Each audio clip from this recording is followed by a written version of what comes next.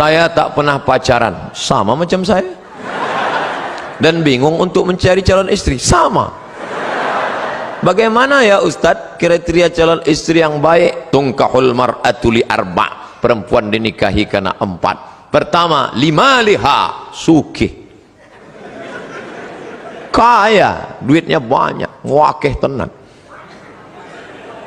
Wali jamali wali hasabiha, keturunan orang baik-baik, bangsawan, bangsa yang hidup di awan. Wali jamaliha, beautiful, sweet, tapi jangan black sweet. Black sweet itu hitam manis. Saya dulu dipesan orang, nanti kalau kau nikah jangan cari hitam manis. Kenapa gitu? Habis manisnya tinggal hitamnya. Yang hitam manis yang tersinggung. Bercanda. Walidiniha, karena agamanya. Kalau kau cari karena cantiknya, cantik akan berubah, hari berganti musim berubah. Dulu cantik bukan main, tapi begitu sudah anak keluar 3, membongkar mesin, hancur. Kalau kau carikan hartanya, dulu karena cincinnya banyak, hari ini dia berubah, harta tak ada lagi, akhirnya kau benci. Kau cari karena sukunya, berapa banyak yang dikeluarkan dari suku, dicopot gelar kehormatan karena melanggar pantangan suku. Tapi kau carilah karena sesuatu yang tak lekang, karena lupa pula, tak lapuk karena hujan, tak lekang karena panas, itulah karena agamanya. Jangan kau cari terlalu cantik, nanti dituduh orang kau pakai pelet. Jangan kau cari terlalu jelek, nanti kau malu bawa dia kondangan. Yang sedang-sedang saja. Masalah jelek dan cantik itu kan relatif. Witing trisno jalaran suko kulino. Karena selalu dilihat lama-lama cantik. Laki-laki aja sering dilihat jadi cantik. Nauzubillah. LGBT. Oleh sebab itu kau cari, dan selagi kuliah nggak usah mikirin itu dulu. Pokoknya kau kuliah aja, nanti setelah kau berhasil ngantri mereka datang. Saya aja yang sudah punya anak, sudah nikah, banyak yang mau jadi yang kedua. Pede sekali Ustaz nih. Nggak, komen-komen di FB aja. Pokoknya kau berhasil, jangan pikirkan. Ustaz dulu waktu di Mesir ada pacaran. 4 tahun saya di Mesir nggak pernah pacaran. Wallahi, demi Allah, berani saya bersumpah. Memang nggak pernah. Tanya teman-teman saya yang ada di Surabaya. Ustaz Somad dulu waktu di Mesir pacaran? Enggak. Kenapa? Nggak dapat. Persaingan ketat.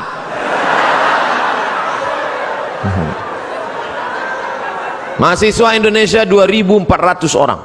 Yang laki-laki 2.100. Yang perempuan 300. Hitung aja skala berapa itu. Habis semua digarap ketua-ketua persatuan, kita nggak dapat. Pokoknya sedih lah, nggak ada apa-apanya ketika cinta bertasbih.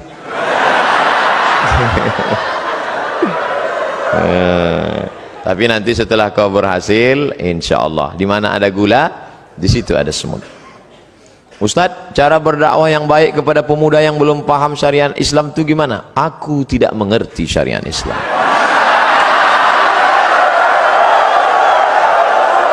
Orang yang tidak ngerti harus kita beri pengertian. Jangan kita ejek, jangan kita caci maki, mesti kita ajari. Oh, Ustadz Somad itu berdakwah. Ustadz Somad tidak berdakwah. Ustadz Somad hanya cerita-cerita di depan orang baik-baik. Betul? Ini yang di depan saya ini kan orang baik-baik semua. Habaib, ulama, Pak Rektor, Pak Kapolres, Pak Kapoltabes, orang-orang baik. Ini orang baik semua. Tapi ada yang berceramah di diskotik-diskotik. Masuk dia ke dalam, dia ceramah. Bro, sampai kapan kau minum? Kau akan mati menjadi cacing tanah. Banyak mereka itulah yang berdakwah. Luar biasa. Oleh sebab itu kita ikuti selera. Buat polling kajian kampus. A, ustadz jenis apakah yang kau inginkan? B, ikuti aja selera mereka, jangan kita paksa. Polling, sebar semua. Dia mau, kata dia, saya sebenarnya ustadz sudah lama mau ngaji. Terus kenapa nggak ikut ngaji? Saya nggak ngaji karena ustadz itu setiap ceritanya neraka aja. Saya setiap ceramah neraka. Saya maunya bagaimana membangkitkan motivasi belajar. Oh, kalau gitu panggil motivator. Kamu maunya apa? Saya maunya cerita bagaimana suksesnya mereka. Undang, hadirkan di sana profesor, hadirkan di sana Kapoltabes, hadirkan di sana Pak Dandim, Komandan Kodim, hadirkan di sana psikiater, psikolog, dialog. Jadi tidak lagi ceramah tablik akbar, dialog, cerita-cerita. Karena ada sebagian orang kalau tablik akbar, dia bayangannya ini nasihat menjelang kematian. Dia takut. Nah, ikuti mereka. Kumpulkan nanti anak-anak muda yang belum ngaji, anak-anak muda hadir semua. Kita tidak ada pengajian insya Allah, hanya praktek langsung. Praktek apa? Penyelenggaraan jenazah.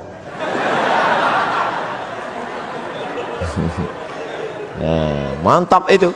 Penyelenggaraan jenazah ini modalnya besar Pak Ustadz. Kita harus sewa patung untuk mandi. Nggak usah, modalnya cuma kapur barus sama kain putih sama kapas aja. Terus praktek mandinya gimana? Yang nakal-nakal tuh mandikan. Kasih celana dari pinggang sampai lutut, mandi. Pinjam semprot dorsmir,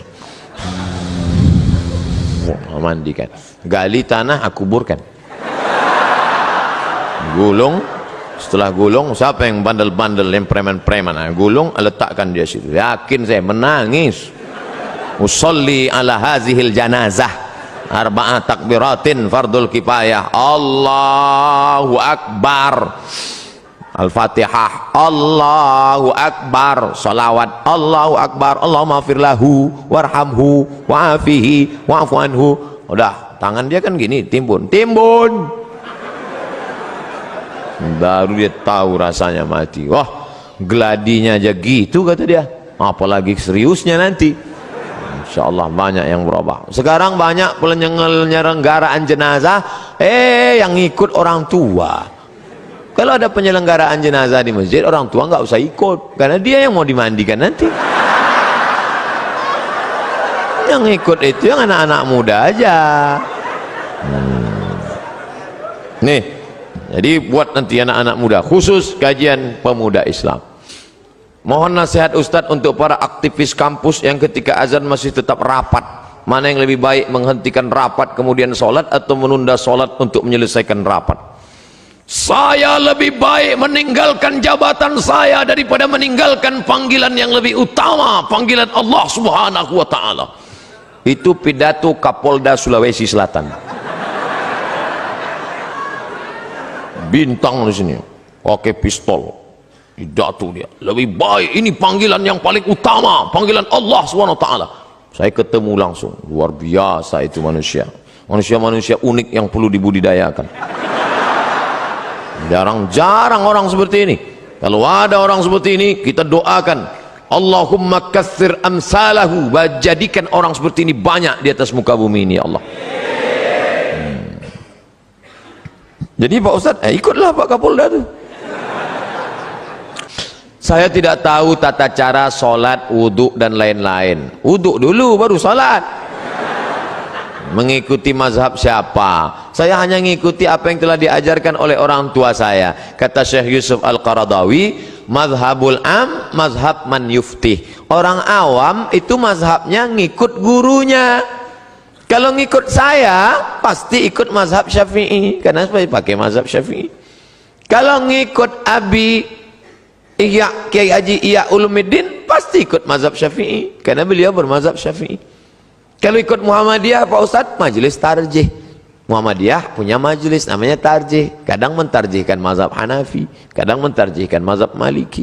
Jadi ikut aja guru, yang penting guru itu benar, yang layak digugu dan ditiru. Guru saya tuh Pak Ustadz sholatnya pejam mata aja, itu nggak ada. Itu mazhab apa itu? Hayya 'alas shalah,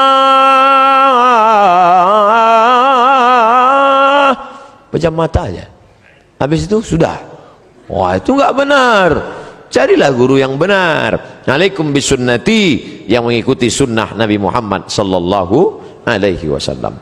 Ustadz, saya tidak tahu apa boleh ketika orang diberikan amanah namun karena merasa belum kuat menerima amanah, jadilah seseorang itu menolaknya.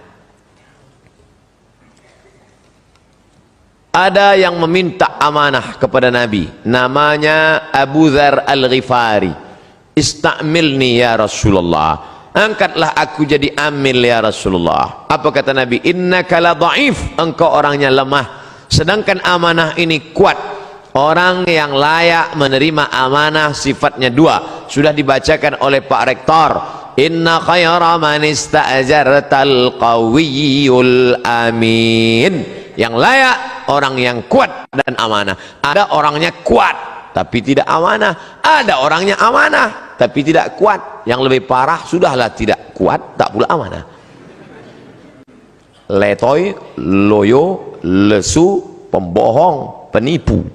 Ini na'udzubillah. Mudah-mudahan kita menjadi anak-anakku sekalian, sehat badannya, sehat fisiknya, olahraganya mantap, berenangnya rajin, puasa sunatnya oke, kalian orang-orang yang amanah, dan kalian pula orang yang kuat insyaallah. Makanya olahraga terus. Alhamdulillah Pak Ustadz, kami setiap sore Ahad tuh main futsal dari jam 3 sampai jam 8 malam. Terus asar sama maghrib nggak sholat. Ini nggak benar juga. Jadi sesuaikanlah. Saya diberi jamaah busur panah, ada di kamar saya gantung busur panah. Bagus tuh olahraga memanah. Kemudian silat. Ini di Jawa Timur kan banyak itu pesilat-pesilat tangguh. Ustadz bisa silat? Silat lidah bisa. Ustadz, saya mau tanya, apakah di akhirat kalau kita masuk surga kita bisa mencium tangan Rasulullah SAW? Tidak hanya memandang wajahnya, tapi juga memeluk Nabi. Apakah bisa? Lalu bagaimana dengan orang yang masuk neraka? Datang orang berkulit hitam memeluk Nabi, dipeluk Nabi. Lalu kata Nabi, kamu meluk kenapa? Aku ini berkulit hitam ya Rasulullah, aku budak hamba saya, amalku tidak banyak, aku tidak yakin nanti di surga bisa memeluk engkau. Apa kata Nabi? Al-mar'u ma'aman ahab, orang akan bersama dengan siapa yang dia cintai. Jadi kalau kita cinta dengan Nabi, kita ikuti sunnah Nabi, tak kita tinggalkan, maka kita insya Allah akan bersama dengan Nabi SAW. Apakah layak kami mencium Nabi padahal hidung kami lebih banyak mencium yang haram? Apakah kami layak melihat Nabi padahal mata kami lebih banyak menengok yang haram? Apakah kami layak mendengarkan kata-kata Nabi padahal telinga kami lebih banyak mendengar yang haram? Apakah lebih layak tangan kami ini bersalaman dengan Nabi? Hanya satu saja yang bisa kita mintakan, astaghfirullahalazim. Yang punya masa lalu banyak silap salah, taubat nasuha, mudah-mudahan kita bisa berjumpa dengan Nabi Muhammad SAW. Bagaimana dengan yang masuk neraka? Man qala la ilaha illallah dakhalal jannah. Siapa yang bersyahadat la ilaha illallah Muhammad Rasulullah, dakhalal jannah, mlebu nang surga. Siapa saja yang bersyahadat masuk surga. Wa in zana wa in sarak, walaupun dia berzina, walaupun dia mencuri, wa in zana wa in sarak, berzina, mencuri, tetap masuk surga. Enak sekali. Berzina, mencuri masuk surga? Iya, cuman masuknya kapan? Ada yang masuknya langsung direct, tapi ada yang transit. Makanya kita berdoa 7 kali, Allahumma ajirna minan nar, Allahumma ajirna minan nar, Allahumma ajirna minan nar, Allahumma ajirna minan nar, Allahumma ajirna minan nar, Allahumma ajirna minan nar, Allahumma ajirna minan nar. Selamatkan kami dari neraka. Jangan minta masuk surga, karena semua umat Muhammad masuk surga, tapi mintalah jauh dari neraka, karena tidak semua selamat dari neraka. Rabbana atina fid dunya hasanah wa fil akhirati hasanah wa qina adzabannar. Ilahi las tulil firdausi ahla. Ilahi, ya Allah, lastu, aku tidak layak, lil firdaus, masuk dalam surga. Wala aqwa ala naril jahimi, aku juga tak layak masuk. Aku tak bisa masuk surga, tapi aku pula tak kuat masuk neraka. Wala aqwa, aku tidak kuat ala naril jahim, masuk neraka. Zunubi mislu adadir rimali. Zunubi, dosa-dosaku, mislu adadir rimali, sebanyak buih di pantai. Banyak rimal, pasir di pantai. Fa innaka ghafiruz dzambil azimi. Tapi aku yakin Engkau Maha Pemaaf segala silap dan dosa, ya Allah. Banyak itu. Renungkan itu, meneteskan air mata. Nanti malam sholat baca itu. Menangis bapak di samping tempat tidur, menangis. Sampai Mas, sampeannya apa? Tetap dia nangis gak berhenti. Kenapa Mas? Ingat mantan. Melayang bantal. Ustadz, mohon doanya bersama jamaah siswa SMA Negeri 9 Surabaya dan siswa seluruh SMA di Indonesia, karena kami akan menghadapi ujian nasional. Kita akan berdoa. Yang mau didoakan ujian nasional, yang berdoa UAS, ujian akhir semester. Insyaallah di akhir majelis kita doa. Yang baca doa Ustadz Abdul Somad, tapi doa itu dikabulkan Allah karena para habaib kita, keturunan-keturunan Rasulullah, para kiai yang lidahnya tak pernah berhenti berzikir, ibu-ibu yang amanah, aminah, istiqamah. Maka nanti kita berdoa di akhir majelis, mudah-mudahan anak-anak kita lulus semua insyaallah. Bagaimana caranya supaya doa cepat terkabul dan bagaimana supaya jodoh yang kita impikan cepat datang?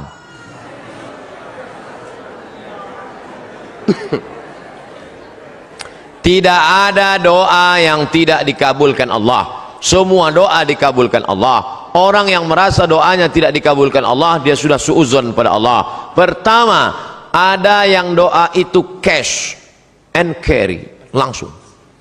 Dua, ada doa itu ditunda Allah karena ini belum layak. Sama seperti anak minta pisau, minta pisau, minta pisau, belum layak. Nanti kalau ku kasih kau luka.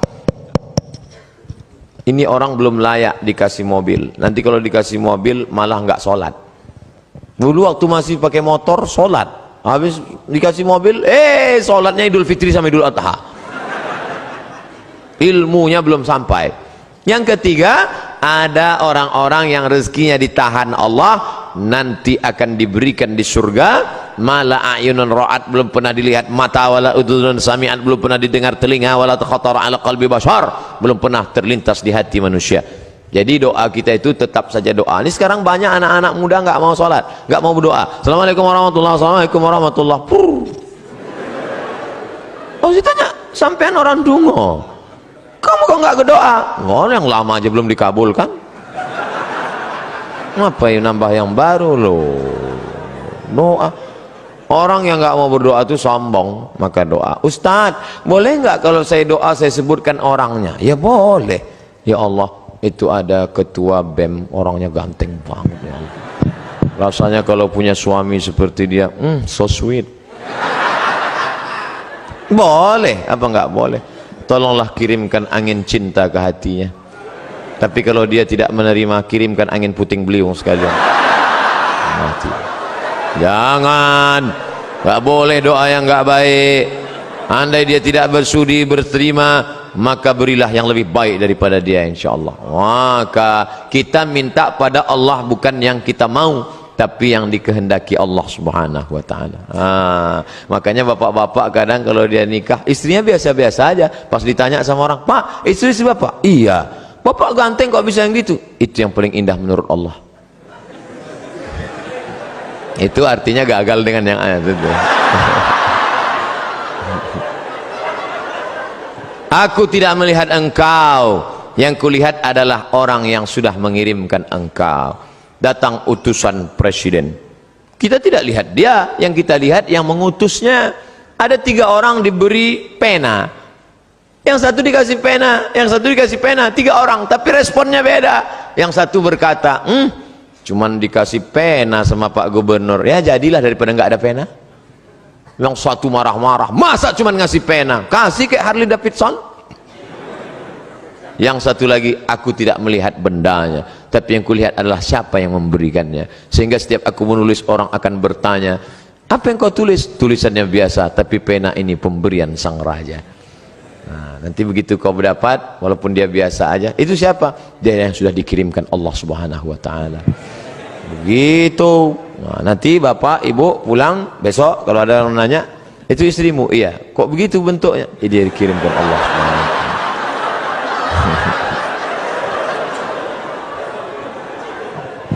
Jangan pernah kau berhenti bosan berdoa kepada Allah Subhanahu wa taala. Tapi tetap ada usaha. Itu ada kiai, santrinya banyak. Ya pendekatan lah kiai. Ustaz, saya sudah ditolak calon mertua saya, gimana caranya? Jangan kamu sendiri ngadap ke sana. Kamu sendiri ngadap selengean celana sobek. Pakai kap 70. Ya enggak mau dia. Coba bawa. Tanya, calon mertuamu itu kerjanya di mana? Di Universitas Airlangga. Bagian apa dia? Di kantor. Bawa Pak Rektor. Mana dah? Pak. Ini mau minta, mohon Bapak Sudi agak. Oke, begitu sampai di sana, langsung dia. Nggih, Pak. Nggih.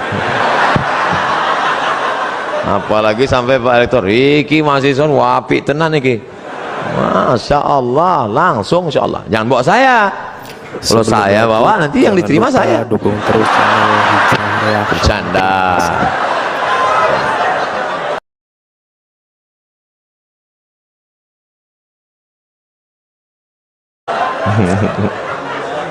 Ustadz, saya punya pertanyaan Ustadz, bagaimana caranya agar kita ikhlas dan kuat ketika kita ditinggalkan oleh kedua orang tua kita menghadap Sang Ilahi?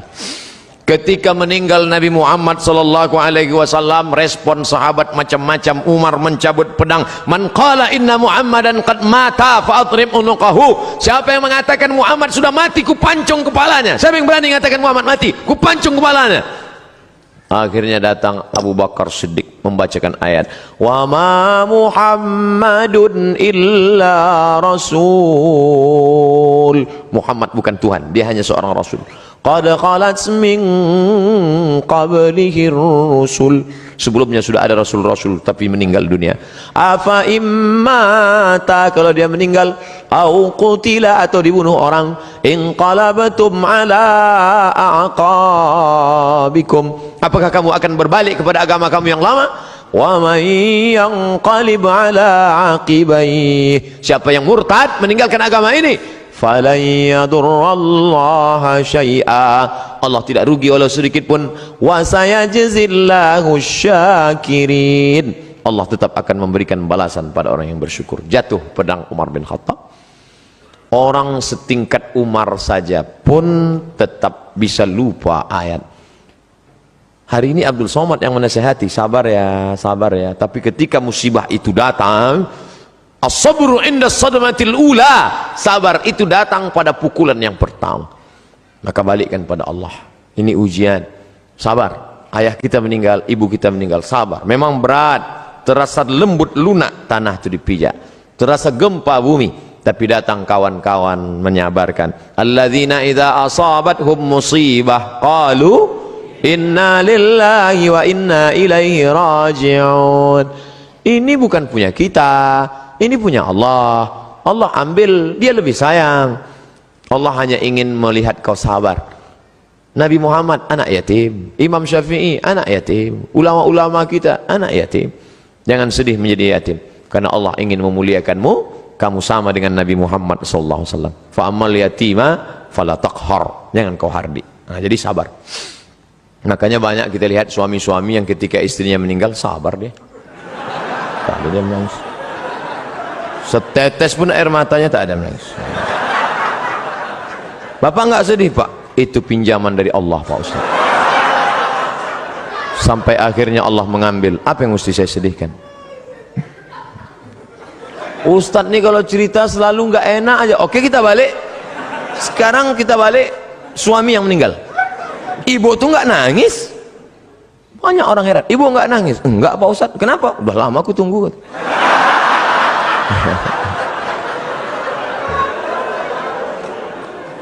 Balikkan pada Allah SWT. Bagaimana pandangan dan pendapat Ustaz tentang jaringan Islam liberal yang sudah mulai marak di Indonesia dan saat ini mulai masuk ke kerohanian SKI sekolah-sekolah. Jadi ada di Jawa Timur Pondok Pesantren Ponorogo, Gontor, Darussalam punya anak namanya Dr. Fahmi Zarkashi. Itu ketua daripada MIUMI, Majelis Intelektual Muda Ulama Muda Indonesia. Mereka ini punya namanya INSIS, bukan ISIS, INSIS, INSIST. Ini yang konsen dalam masalah mengcounter liberal. Jadi adik-adik nanti buat kajian, undang mereka. Cuman mereka tidak model ceramah begini, pakai makalah serius, pakai infokus. Nanti undang. Ada namanya Dr. Adian Husaini. Kemudian ada pula Dr. Fahmi Zarkashi dari London, Inggris. S2-nya dari IIU, International Islamic University di Islamabad, Pakistan. Ada lagi dapat doktor 2, satu dari Bonn, Jerman, yang satu lagi dari Istak. Murid langsung dari Profesor Dr. Naqib Al-Attas yang ada di Malaysia. Ini mereka konsen mengcounter itu. Nanti adik-adik is a world Islamic view, bagaimana memandang dengan pandangan Islam, bagaimana program brainwash, cuci otak, bagaimana itu semua dari pagi sampai makan siang zuhur sampai sore sehari membahas tentang masalah itu dengan pakar-pakarnya. Insyaallah ke depan buat program, apakah sebulan sekali atau 2 bulan sekali atau 3 bulan sekali, apakah triwulan, apakah caturwulan, bulan ini ustadz ini, bulan depan ustadz ini. Tapi kalau untuk insist tadi harus satu paket. Ini insyaallah memberikan pandangan yang baru buat kita semua insyaallah. Amin. Bagaimana batas pergaulan dengan teman kerja yang bukan mahram? Apa boleh jika kita sampai bergurau dengan teman kerja yang bukan mahram? Masuk pagi jam 8, keluar jam 4 sore, 9, 10, 11, 12, 1, 2, 3, 4, 8 jam dengan suami orang, 8 menit dengan suami sendiri. Makanya jangan heran terjadilah pelakor, mengganggu laki orang. Ustadz ini perempuan aja yang salah. Oke, laki-laki juga ada yang salah. Siapa dia? Senior, senang istri orang. Gara-gara apa? Gara-gara sekantor. Jadi kalau gitu kami yang sekantor dengan yang tidak mahram ini gimana Pak Ustadz? Boleh, dalam kurung syarat dan ketentuan berlaku. 5 syarat. Tulis nanti, print, tempel di dinding. Pertama, la yakhluwanna rajulun ma'amra'atin illa ma'adhi mahramin. Jangan berdua-duaan tanpa mahram. Kalaupun berdua-duaan harus ada orang ketiga, orang keempat duduk ramai-ramai. Karena kalau sudah berdua, berawal dari senyum-senyum, kirim-kiriman video lucu, kata-kata, akhirnya ayo kita makan siang bersama yuk, ayo. Setelah makan siang, no free lunch, tak ada makan siang yang gratis. Akhirnya terjadilah apa yang terjadi. Ingat, kejahatan terjadi bukan hanya karena ada niat dari pelakunya, tapi juga karena ada kesempatan. Waspadalah. Jangan berdua-duaan. 2, la tabarrujna tabarrujal jahiliyatil ula. Jangan bersolek-solek jahiliyah. Sudah jelas orang Indonesia, hidung biasa-biasa, dagu biasa-biasa. Yang ditonton sinetron Korea. Tentu keinginan luar biasa, akhirnya diikutlah artis Korea, dipakailah dempul 3 linci. Besok berangkat ke kantor, semua muji, padahal mau ngetawain aja. Putih ya sekarang. Iya, ini kan pakai jus bengkoang, padahal bedak 3 inci. Akhirnya apa yang terjadi? Wajah putih, tangan hitam. Saking mau buru-burunya, pakai, sampai di kantor baru sadar pas di lift, rupanya sebelah hijau, sebelah biru. Salah pasang.